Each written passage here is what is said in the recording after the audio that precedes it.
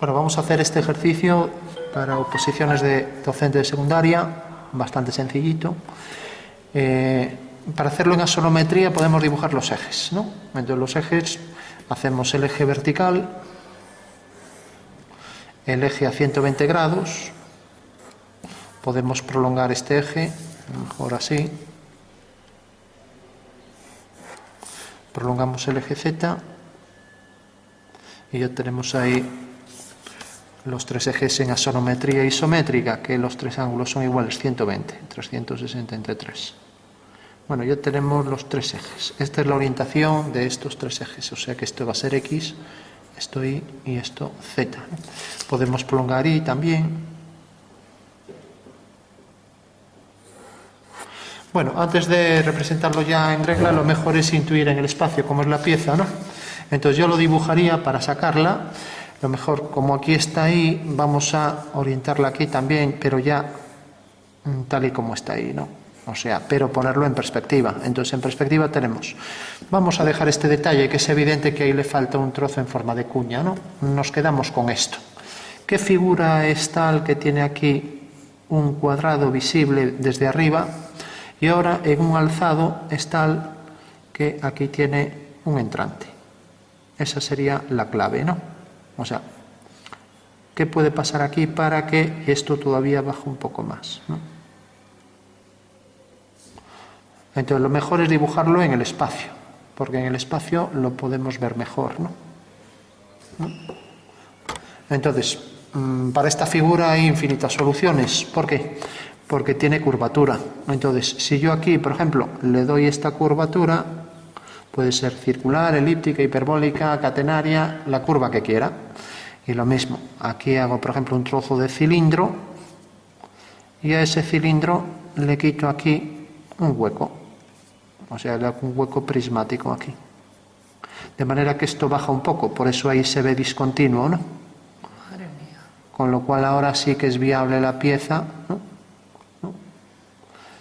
Y efectivamente vemos que este entrante se reflejará aquí, el saliente este será la parte más alta del cilindro, el cilindro puede ser parabólico, por ejemplo, y ya tenemos toda la pieza, ¿no? O sea que simplemente hacer esto. Entonces, esto cabe en muchas interpretaciones. Yo podría ir a lo más sencillo, hacer la circunferencia y ya está, ¿no? Y luego eso, pues este trozo que le falta. Nada, ¿no? Vale, nada más que eso, ¿no? Y le falta por los dos lados, ¿no? O sea, por delante y por detrás. Le falta aquí, lo que pasa que, vamos a ver, la solución esto, si realmente aquí hay un prisma, el prisma realmente, esto se tendría que entrar un poco, porque tiene curvatura, o sea que... Claro, que también tendría. Ahí, aquí esto no... Claro, esto aquí ya no cuadra, ¿no? Bueno, ¿qué pasa? Que como esto tiene la curvatura que yo quiera, pues puedo hacer que esto sea cilíndrico, en vez de cilíndrico que venga perfectamente vertical, y luego, por ejemplo, que empiece a ser cilíndrico. Es otra opción. Yo creo que sería esa opción y que sería terrible el ejercicio. Entonces, si ahora coloco aquí, imaginamos un prisma que se enlaza con el cilindro, ¿no? Bueno, pues de repente estas son líneas rectas todo, es un plano, pero a partir de cierto punto empieza a tener curvatura. Por supuesto, esto es tangente, por eso aquí no existe esa línea, o sea que a partir de cierto punto empieza a tener la curvatura y aquí es donde ya tiene el entrante, ¿no? O sea que esa sería la solución. Entonces, cogemos el cilindro, aunque podría ser otra, ahí tendría luego el entrante, ¿no? Y decimos, hasta aquí es recto. Y luego a partir de cierto punto, o sea que es prisma más cilindro, ¿no? Ahora sí. Entonces, no vale coger la curvatura desde el principio, hay que coger aquí el plano perfectamente vertical, ¿vale? Bueno, por último, para hacer esto con las medidas reales, tenemos que, ahí habla de una escala, si lo hiciéramos escala, como decía, hay 3 medios, podríamos hacer rápidamente esto a 3 medios. ¿Cómo? Pues así, por ejemplo. Cogemos 3, ya que nos dicen ese número, 3 medios. Y entonces marcamos el punto 2 y el punto 3, ¿no? Entonces, aquí este es el punto 0, el 2 y el 3, ¿no? Unimos este punto con esto tiene cualquier orientación y ahora por el 3 hacemos una paralela. Eso quiere decir que esto, si midiera 2, 3 pasaría a estar aquí, por lo tanto ya sabemos que va a llegar hasta aquí, la altura, ¿vale? Lo podremos hacer en cualquier esquina, lo puedo hacer aquí también, por ejemplo. Es una reducción, ¿no? Una ampliación a 3 medios, ¿no? Hacerlo a escala 3 medios, ¿no? Entonces, coloco aquí a partir de la esquina, en cualquier orientación, los 3 centímetros, ¿no? Entonces coloco aquí 1, 2, 3, ¿no? Entonces recordad, 1 este punto con el 2 y por el 3 una paralela, ¿no? Eso quiere decir que esta medida va a ser así de grande, ¿no? Vale, y así con todas, ¿no? Lo mismo aquí, al unir este punto con este y por aquí una paralela, tengo esto. Bueno, lógicamente esto, si cojo esto como centro de proyección en lo que se llama una homotecia, todos los puntos quedarán alineados. Entonces rápidamente puedo sacar la pieza a escala 3 medios, no la voy a hacer a partir de aquí a escala 3 medios. Entonces fijaros que todos los rayos de aquí salen de aquí, y como vimos que 2 se proyectaba aquí y por 3 una paralela aquí, ahora aquí hago una paralela y ya tengo la figura 3 medios mayor. Corta aquí, paralela a esta. Corta aquí, paralela a esta. Esto, alineo con esto y vemos que corta aquí, paralela a esta, ¿no? Ahora, estas dos están alineadas aquí, pues arriba también lo estarán. Eso quiere decir que este punto está alineado, donde corte a esa línea, corta aquí. Por lo tanto ya tengo aquí la figura escalada a 3 medios, ¿no? También podrías ir súper cobardemente, ¿no? Marcando cada... Puedes multiplicar todo por 3 medios, pero a lo mejor te dicen que lo hagas gráficamente. Pero bueno, lo único que hay que entender es que todos los puntos están alineados. A con A', B con B', con el centro que cojas. ¿Y para pasar esta discontinua, por ejemplo? Bueno, esta discontinua igual, o sea, continúas la línea, este punto está alineado con O otra vez, entonces la discontinua llega hasta aquí y haces paralelo. Las paralelas se mantienen, con lo cual ya tendrías toda la pieza 3 medios mayor, ¿no? Pues esa sería la forma, y esto hacer lo mismo exactamente. O sea, otra vez cogemos aquí, por ejemplo, si 2 tercios, bueno, 3 medios me quedan muy pequeños, si quiero cojo el doble, pero bueno, voy a coger 3. Entonces tengo 2 y 3, punto 2, punto 3. Uno el punto 2 con el final y por el punto 3 hago una paralela. Eso quiere decir que la escala va a ser esta, ¿no? Entonces hago una paralela a esta, ya que la homotecia conserva el paralelismo. Este punto lo alineo con O, cae aquí. Entonces la pieza ya tengo aquí que es 3 medios mayor, ¿no? Entonces este punto vendrá a parar aquí, a ver si alineo con O, vendrá a parar aquí, o sea que la discontinua queda por aquí. Este punto vendrá a parar sobre esta línea, pero viene a parar aquí, ¿no? Entonces, también puedo alinear así, también puedo, pues vamos a hacerlo así, a ver. Tengo aquí los puntos alineados todos.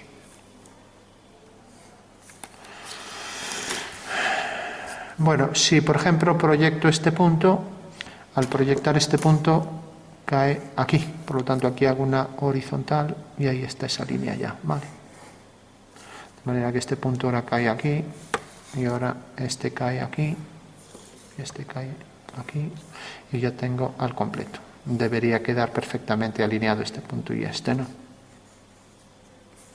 Bueno, se entiende, ¿no? O sea, si hemos hecho la línea al completo, corta aquí, proyecto este punto sobre el cuadrilátero que tenía, que era este, ¿no? Hago la horizontal y ya tengo aquí el rectángulo. Bueno, eso sería escala 3 medios. Lo que pasa es que aquí en el dibujo me queda muy grande. Vamos a hacerlo al contrario. Podemos coger las mismas medidas sin más, ¿no? O podemos hacerlo a escala natural. A escala natural o un boceto, pues sería esto. Recordad, un prisma que se le enlaza un cilindro, ¿no? Y por eso no existe esta línea. Si el cilindro fuera secante, entonces pasaría esto y habría una línea de corte, ¿no? Pero en el momento en que el cilindro es tangente, entonces quiere decir que realmente respecto a este rectángulo hago centro aquí y hago este arco, ¿no? Por lo tanto, esta línea no existe, porque es tangente, ¿no? Bueno, entonces ya sería simplemente hacer esto. La altura esta también le doy la que yo quiera, igual que la curvatura. A mí el dibujo no me dicen, ni eso me da información de si esto es una parábola, por ejemplo. Eso, o sea, a partir de aquí digo, es un trozo de cilindro y empieza a ser una parábola tangente. Tampoco me lo dice.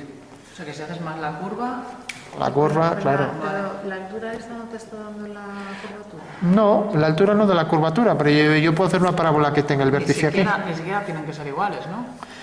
Hasta podrían ser distintas las... Haces un truño ahí. Dos raras, se llaman las raras. Bueno, ojo que están grabando esto. bueno, nada. Sí, te le puedo quitar ese trozo. Bueno, tú eres anónima, aquí nadie sabe qué. Bueno, por último, ya, simplemente proyectamos las medidas reducidas. ¿Cómo se proyectan las medidas reducidas? Bueno, esto lo podríamos hacer a otra escala. Bueno, pues directamente en la solometría cogemos aquí un triángulo fundamental, hacemos una circunferencia. A ver. Hacemos la circunferencia. Entonces aquí tenemos ya una pirámide, sin más, ¿no?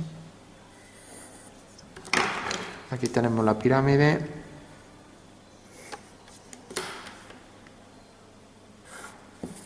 Y la solometría es simplemente una pirámide que tiene aquí un objeto y se proyecta.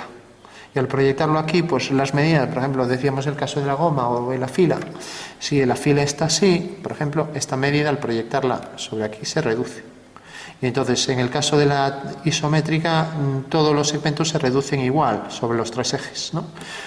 Entonces, por eso hay gente que no utiliza reducciones, ¿no? De hecho, no dicen ahí de utilizar reducciones, pero bueno, las hacemos, ¿no?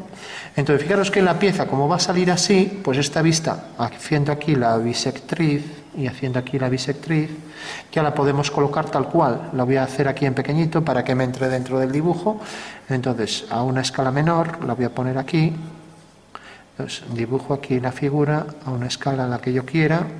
¿Qué escala es esto respecto al dibujo? ¿Sabéis calcular eso? ¿Qué escala tiene esto? Bueno, pues es tan sencillo como esto. Vengo aquí y lo mido. Esto tiene, por ejemplo, 8 milímetros. Esto es 8. Y mido esa misma medida aquí. Esto tiene, por ejemplo, 19. O sea, esto es 19. Bueno, pues la escala siempre es... Este es el tamaño de mi dibujo y este es el tamaño real. Entonces siempre es el tamaño dibujo dividido entre el tamaño real. Esa es la escala. O sea, 8 partido de 19, nada más que esto, ¿no? Por eso si yo esto lo hiciera a la mitad, pues diría esto mide 5 y esto mide 10. Por lo tanto, en la escala un medio, ¿no? Lógicamente no es una escala normalizada que se utilice, pero bueno, es una escala que yo he cogido, la que me interesaba, ¿no? Bueno, pues la coloco aquí, simplemente siguiendo este eje y siguiendo este, sabiendo que esta es la bisectriz, ¿no?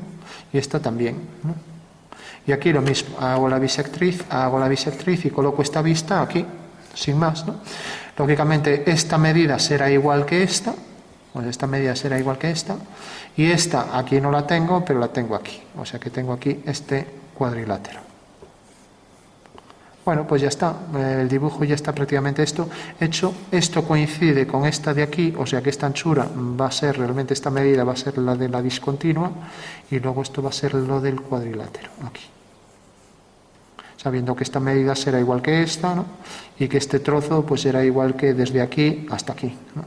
Esto. O sea, poniendo aquí las dos vistas ya está, porque lo único que tengo que hacer es proyectar este punto aquí, y ahora si esta línea que es el eje este abatido y este que es el eje este los he puesto hacia aquí, pues en realidad este es paralela a esta, pues aquí también será paralela a los ejes, o sea que aquí será paralela al eje Y y aquí será paralela al eje X, pero esto es como si lo levantara, ¿no?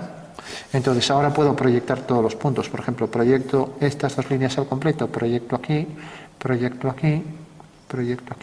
y ahí tengo ya las tres direcciones de esas líneas.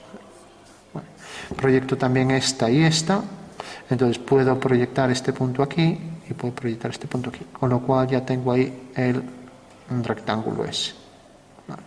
O sea que ya tengo el rectángulo, tengo esta línea que es la discontinua, esta es la discontinua, y tengo aquí centrado ese rectángulo. Fijaros que la sonometría siempre mantiene las paralelas, ¿no? O sea que si una figura tiene líneas paralelas, en la sonometría también se mantienen, ¿no? Es lo que se llama en geometría un invariante proyectivo, ¿vale? Bueno, y esto lo mismo, proyecto esto siempre siguiendo la dirección de los ejes, ¿no? Me cae aquí. Lógicamente esto va a estar alineado con esto, porque también es esta medida. Esto va a estar alineado también con esto, es la misma medida.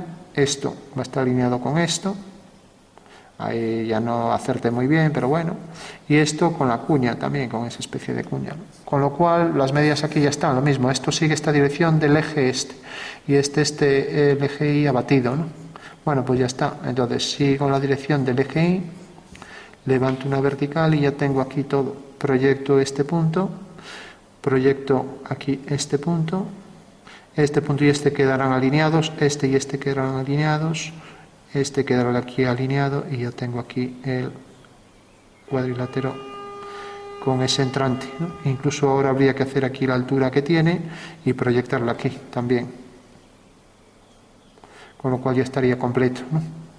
Y luego, una vez que tengo esto, pues ya si hago la caja, ahora puedo hacer la caja completa, la caja llega hasta aquí, tiene esta altura, y ahora sé que esto salía recto, lo que me permita meter la cuña, y si quiero un poco más, la cuña viene hasta este punto, o sea, hasta este. Fijaros que todos los puntos están alineados aquí, voy a parar aquí, y a partir de aquí es cuando empiezo la curvatura. Y por ejemplo que llegue hasta el centro, y este punto alineado con este, y ahí tengo esa especie de cilindro o curva que yo quiera, tangente a partir de un punto, ¿no? Bueno, y eso lo aplico también de este lado, y ya tengo entonces la figura completa, porque hago la tangente aquí a las dos curvas, que será una línea paralela a esta, paralela al eje Y, y ahora proyecto la profundidad de esto, proyecto otra vez esta curva, exactamente debe llegar, coincide con esto, el punto más alto es este, pues está saliendo cerca, el punto más alto es este, debe ser tangente y al final, debe llegar hasta este punto, entonces a partir de aquí hago esta dirección, a partir de aquí hago esta dirección, hago también este trozo de cilindro aquí, llegaba hasta aquí, y por último la profundidad esta llega a esta altura, entonces esta altura es la que debo proyectar también a partir de aquí, donde entre aquí en vertical, fijaros que aquí entra en vertical ya, ¿no? Es donde pongo el hueco. Bueno, está hecho ahí un poco tan pequeñito, chapucero, por eso decían ampliarlo, porque al hacerlo tan... Pero bueno, si lo pasamos ya marcando más las líneas, entonces tendríamos las dos líneas horizontales y ahora sale tangente ese trozo de cilindro, tangente aquí en el punto medio y tangente de estas dos líneas que suben, ¿no? Este punto alineado con este de aquí, por supuesto. Este punto sigue la dirección del... esta línea sigue la dirección del eje Y. Este punto estará alineado con este. Esta es la bisectriz. Aquí he levantado una vertical a esta misma altura y luego he hecho la tangente ahí de la forma cilíndrica, ¿no? Con lo cual tengo esto y ya lo tendría ahí completo, ¿no? Entonces a partir de cierto punto, sin llegar al extremo, o sea un poco más arriba, aquí ya se corta, no voy a hacer las discontinuas, y aquí en el interior baja ya en vertical, de manera que esto tiene, aquí hago esta línea continua, esta. Entonces este punto también estaría alineado aquí con este de aquí, con el de la discontinua, ¿no? Con lo cual, esta es vertical, ahora la curva, esta curva igual que esta en el contorno, esta una tangente a las dos curvas, esta también, y a partir de aquí, esta línea que me da la altura a esta. Entonces este punto también estará alineado con este y con este de aquí. Esto todavía se curva más, y bueno, esa sería la pieza, ¿no? Si hiciéramos las discontinuas, bajaríamos por aquí detrás, bajaríamos por aquí, tendríamos aquí esto, siguiendo la dirección del eje X. Y si no te piden nada de discontinuas, no se ponen, ¿no? Tienen que pedir. No, lo normal es que haya que ponerlas siempre, porque es un convenio del dibujo técnico. Líneas que existen, sí. Esta ya coincide aquí con el eje y también, entonces puedes poner encima del eje si quieres, pero bueno, porque tienen más grosor las líneas del dibujo del objeto que los ejes, entonces habría que ir marcando aquí las discontinuas sobre un eje más fino, ¿no? Son líneas de atrás que habría que marcarlas también, y esta de aquí atrás también, etcétera. Entonces tendríamos esta forma aquí completa, las dos líneas que la unen, y aquí donde termina esto continuarla y continuarla, ¿no? Y ya estaría completa. Vale. De manera que si se sombrea para ver mejor, pues podríamos proyectar esta línea aquí en el interior y luego a partir de aquí este punto, y por tanto la curva esta se proyectaría aquí, de manera que también tendría su sombra aquí. El cálculo de sombras es otro de los temas que puede entrar. Sí, puede caer. Entonces esto también se podría calcular. Y luego el cilindro tangente, habría que ver exactamente en qué momento, y para eso, ¿cómo calculamos aquí donde se separa la luz de la sombra? Pues de esta manera, lo digo así, por encima. Si yo, por ejemplo, tengo la sombra de un cilindro aquí, que es esta, debe partir de aquí de la base, ¿no? Entonces, al hacer aquí la tangente a las dos elipses, pues vemos aquí un punto de contacto de la tangente. Entonces, al hacer la dirección del rayo, ese es el punto de separación de luz y sombra en el cilindro, ¿no? Es una cosa que es lo único así complicado del cilindro, calcular este punto, ¿no?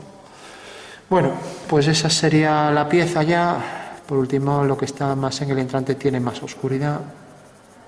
Y aquí igual. Entonces habría que sombrear esto, aunque matemáticamente esto también tendría un degradado, lo sabéis por artístico, ¿no? Mientras que en técnico pues bastaría con marcar la línea separatriz esta. Y por supuesto que esto también quedaría en sombra porque está detrás, ¿no? Aquí no llega la luz, ¿no? Y si la superficie es metálica, pues también tendrá si la luz entra más ortogonalmente aquí, tangencialmente aquí, coge esto con más sombra que esto, ¿no? O sea que habría un degradado hacia el centro de la pieza, ¿no? Bueno, pues esa sería la pieza ya en axonometría a una escala 8-19, ¿no? Y bueno, tenía tela, sobre todo por esto, porque esto era lo que en principio parece que se escapaba. Si cogíamos una curva cualquiera, lógicamente al cortar aquí, visto desde arriba como hace esto, pues lo normal es que aquí apareciera el hueco, ¿no? Al abrirse. Ahora bien, la única solución es que entrara en vertical y a partir de cierto punto se curvara y que fuera tangente, para que no... O sea que realmente aquí nos faltó esto, proyectar este punto aquí y quitarle aquí este trozo, ¿no? Con lo cual la pieza llega hasta aquí. Bueno, aquí todavía sigue en vertical y ya curva. Esto desaparece, o sea que esa sería la pieza con ese trozo. Pero realmente la lectura parte entonces a partir de ahí. Claro, entonces este punto hay que proyectarlo aquí y coincide con esto. En la sonometría siempre todos los puntos están alineados. ¿Qué quiere decir eso?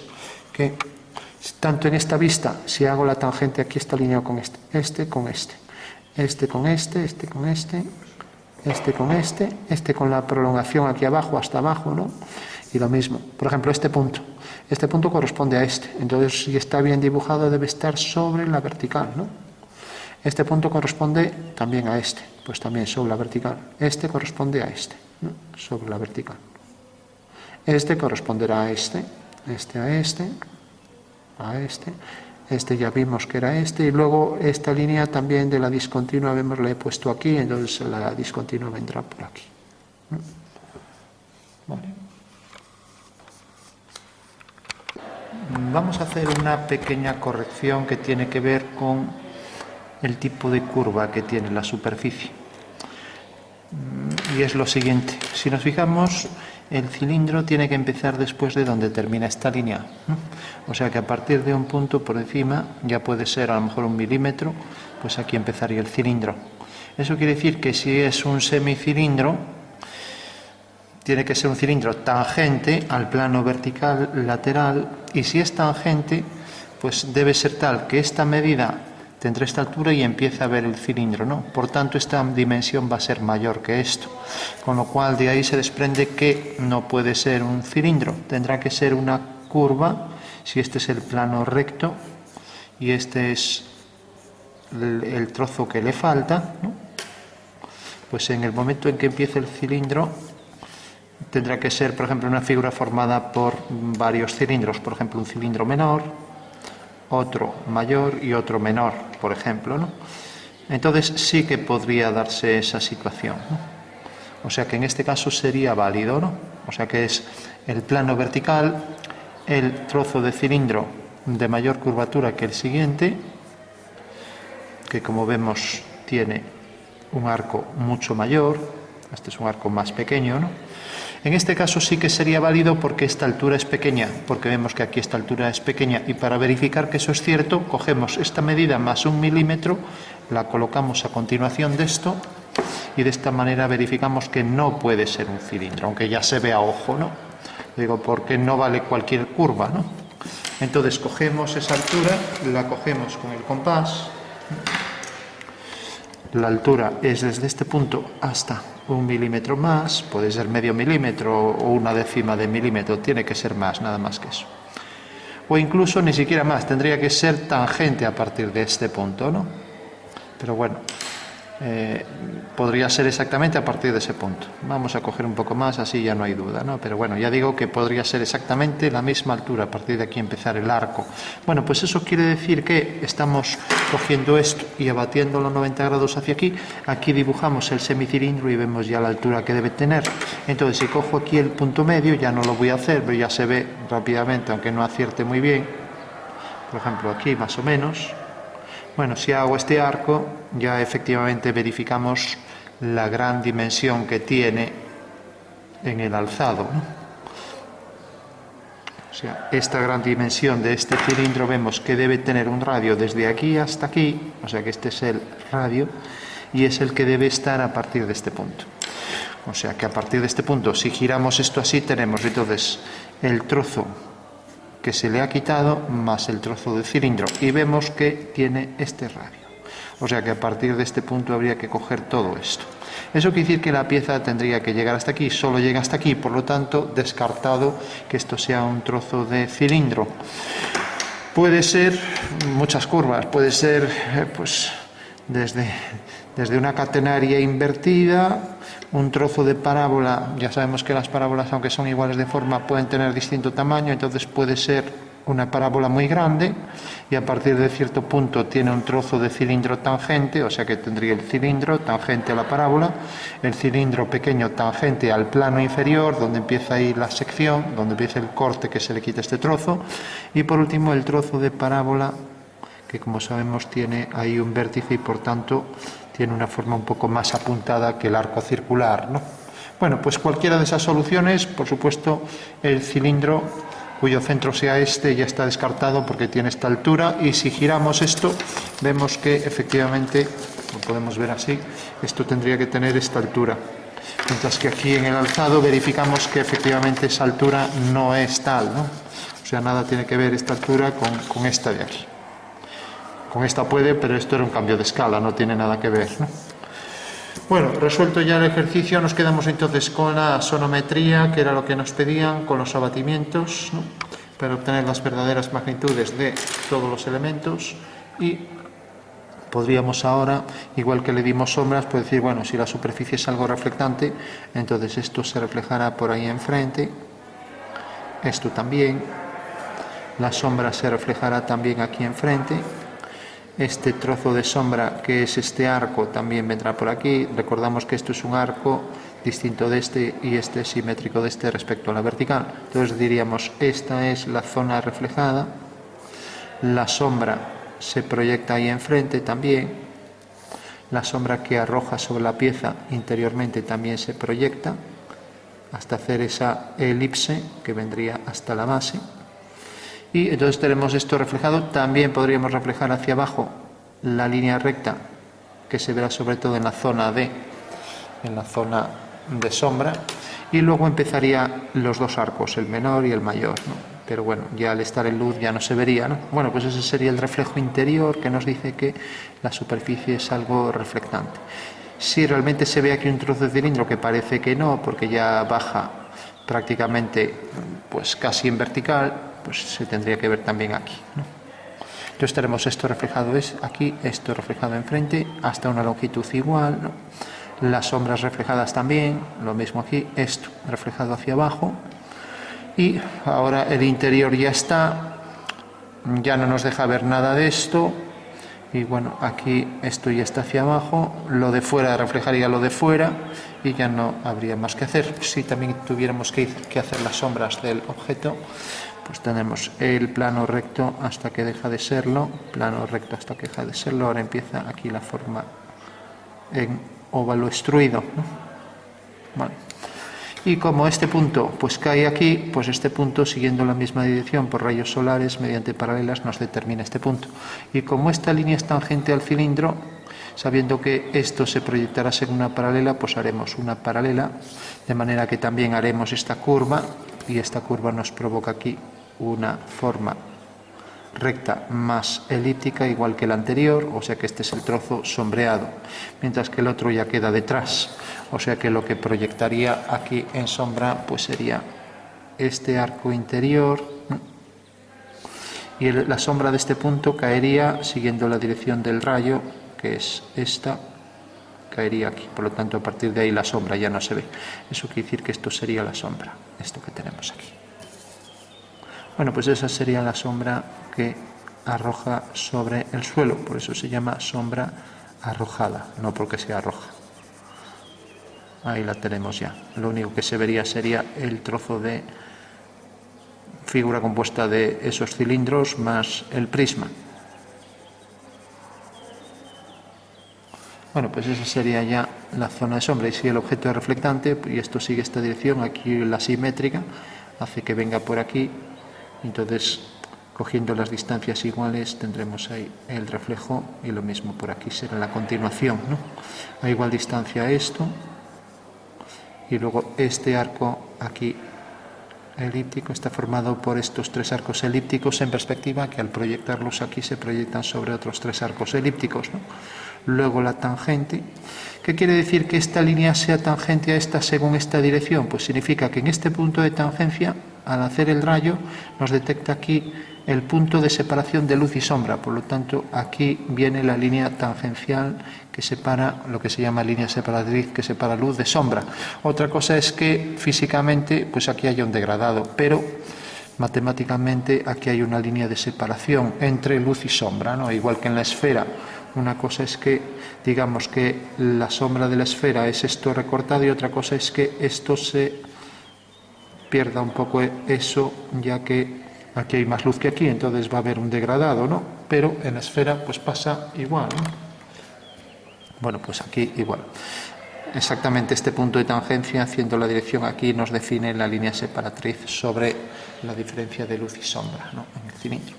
Y esto que decíamos aquí, que se proyectaba aquí enfrente, sabiendo que hay más oscuridad aquí, y si el suelo es reflectante, pues también se reflejará esto aquí con más intensidad, ¿no? Entonces habrá que marcar esto, y luego la sombra ahí proyectada. Y sabiendo que esto viene por aquí detrás hasta aquí. Bueno, pues ese sería el reflejo sobre el interior de la pieza. Tenemos entonces esto. Si no nos llega el oscuro, siempre podemos coger un lápiz más oscuro y dar más intensidad allí donde queramos hacer más contraste. En el interior, y luego aquí, pues por ejemplo, como esto ya es oscuro, pues para marcar aquí lo que se refleja, ¿no? O como el comienzo, ¿no? Bueno, pues ahora ya parece un poco más reflectante, marcamos con mayor nitidez aquí el punto de donde sale y con mayor intensidad, y ahora efectivamente ya pues se podría pensar que el objeto es algo reflectante, o sea que tiene zona reflejada en este plano, esto hacia abajo en el suelo, esto ahí enfrente, podríamos remarcar aquí también más intensidad, y lo mismo aquí, esto para abajo, ¿no? Y luego esto que venía por ahí abajo reflejado, y lo mismo por ahí detrás. De manera que esto da la luz aquí, pero también da abajo, y parece que incide más ortogonalmente abajo, entonces esto tendría más sombra que esto, habría que reflejarlo aquí, pero bueno, ya no lo vamos a hacer porque ya tiene mucha cosa. También el interior aquí tendría más oscuridad. Bueno, pues lo dejamos aquí, objeto reflectante, y sabemos que hemos calculado las sombras. Aquí ya entraría tangente, ese arco elíptico, y ya tendríamos sombras propias y arrojadas del objeto, y a partir de las vistas en diédrico, ¿no?